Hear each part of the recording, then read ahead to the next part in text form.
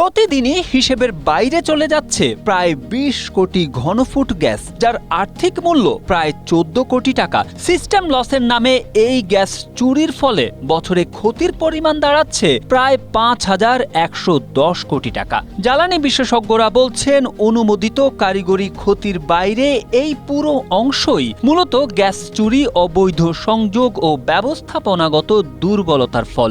অন্যদিকে এই বিপুল অপচয়ের বোঝা সামলাতে সরকারকে প্রতি বছর হাজার হাজার কোটি টাকা ভর্তুকি দিতে হচ্ছে। এসব তথ্য জানিয়ে প্রতিবেদন প্রকাশ করেছে দৈনিক কালের কণ্ঠ। পেট্রো বাংলার তথ্য অনুযায়ী ২০১৮-১৯ থেকে ২০২৫-২৬ অর্থ বছর পর্যন্ত ৮ বছরে গ্যাস খাতে সরকারের ভর্তুকির পরিমাণ দাঁড়িয়েছে ৫১,৩৬৬ কোটি টাকা।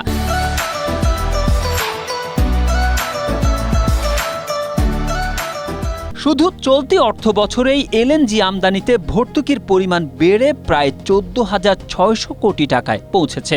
আবাসিকে প্রায় ১ দশকেরও বেশি সময় ধরে গ্যাস সংযোগ বন্ধ রয়েছে। জ্বালানি বিশেষজ্ঞ অধ্যাপক মোহাম্মদ তামিম গণমাধ্যমটিকে বলেন, সঞ্চালন ও বিতরণ ব্যবস্থায় কারিগরি ক্ষতি সর্বোচ্চ ২% হতে পারে।